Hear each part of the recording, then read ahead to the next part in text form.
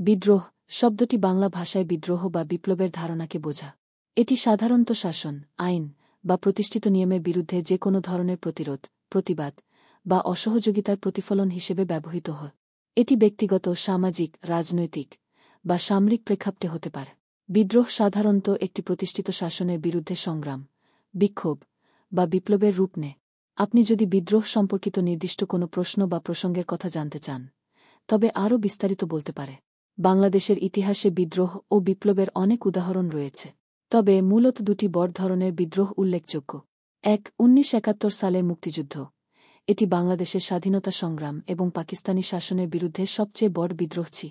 ১৯৭১ সালের ২৬ মার্চ থেকে শুরু হয়ে ডিসেম্বরের ৬ তারিখে বিজয়ের মাধ্যমে বাংলাদেশের স্বাধীনতা অর্জিত হয়।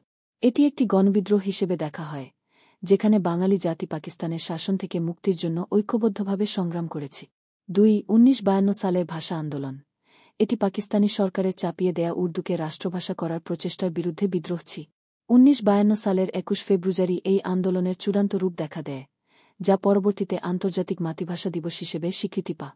এই আন্দোলন বাঙালি জাতীয়তাবাদী চেতনার প্রাথমিক বীজ বপন করে এবং স্বাধীনতা আন্দোলনে গুরুত্বপূর্ণ ভূমিকা পালন করে। এছাড়াও বিভিন্ন সময়ে ছোটখাটো বিদ্রোহ বা প্রতিবাদ হয়েছে, যেমন ১৯৫৯ সালের গণঅভ্যুত্থান।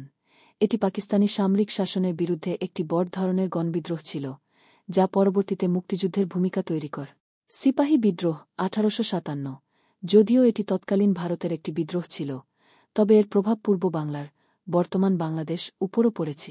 ২০০৯ সালের বিডিআর বিদ্রোহ। বাংলাদেশ রাইফেলস, বিডিআর এর কিছু সদস্যের মধ্যে ২০০৯ সালে বিদ্রোহ ঘটে, যা একটি অভ্যন্তরীণ সামরিক সমস্যা ছিল এবং এতে অনেক প্রাণহানি ঘটে। এছাড়াও বিভিন্ন রাজনৈতিক আন্দোলন, ছাত্র আন্দোলন এবং সামরিক অভ্যুত্থানকেও বিদ্রোহের সাথে সম্পর্কিত হিসেবে দেখা যেতে পারে। তবে উপরের ঘটনাগুলি বাংলাদেশের ইতিহাসের সবচেয়ে উল্লেখযোগ্য বিদ্রোহ।